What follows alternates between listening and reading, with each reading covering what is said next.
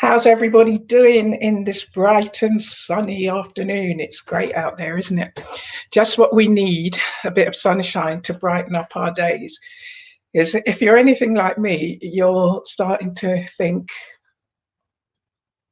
this thing's going to go on for a while. Because logically, the way that this germ moves, it's like it's silent and deadly. No one knows where it's going to go next until it hits. So obviously everybody's feeling quite down about it, but the sunshine makes it better. We like that. What I wanted to talk to you about, though, was keeping it positive, keeping it sunshiny, even when it isn't. Because we have to we have to remember that there's a future on the other side of this that we're all hoping to be around for. Because we are really, aren't we? We're not planning on going anywhere, but we're not really making solid plans for the future because we don't know really when that future will come. There's a lot of advice online. It's great. Everybody's doing their bit. Everybody is contributing in the expertise that they have to help us understand and to help us pick apart all of the little bits of information that are out there. But I find it's like information overload because it comes in little bits and pieces, and you have to actually be able to fit the bits and pieces together yourself. Outside of education, on a business platform, I found myself having to tailor make advice for a lot of my clients because they don't quite understand how things fit together to make financial plans for their business to survive. That's fine. I can understand that because the information is coming through bit by bit.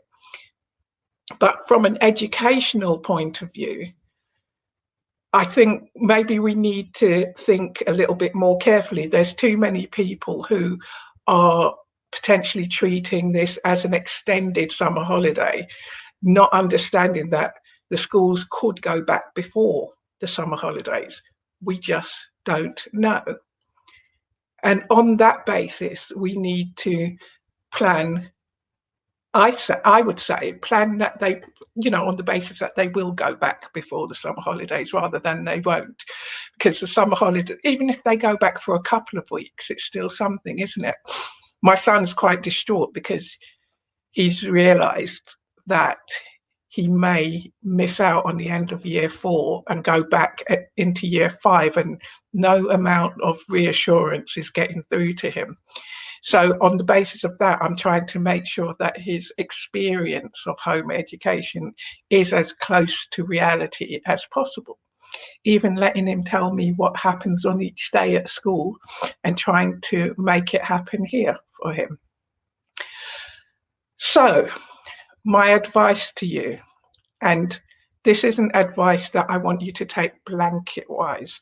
This is advice that says, if you're unsure about what comes next, don't just try and take the status quo as what you should do next, because what is right for somebody else is possibly not right for your situation.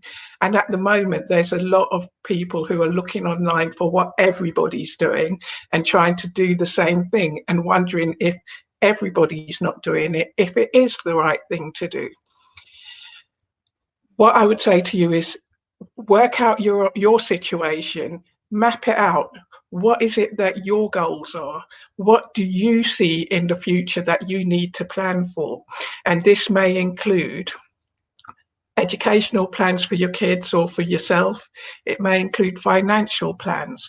It may include, if you're an entrepreneur, it might include business plans. But what you have to realize is that the only person who can make it happen is yourself. You have to take responsibility for it.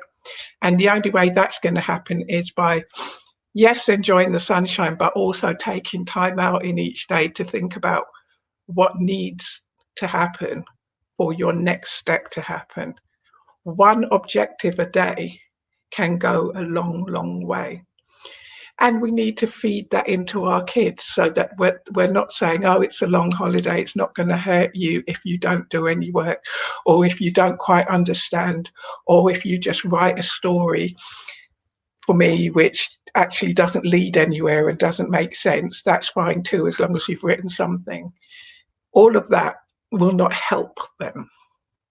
Okay, it will not help them, because when they go back to school, all of those skills that they had will have gone out of the window.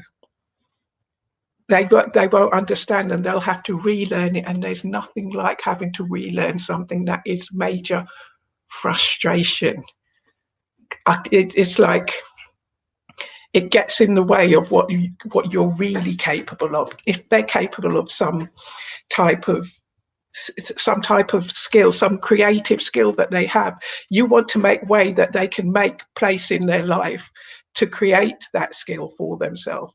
You don't want them have to spend it relearning how to write a sentence, or relearning what an adjective is, or relearning anything like that. What you want is for them to make the most of the time that has been gifted to them.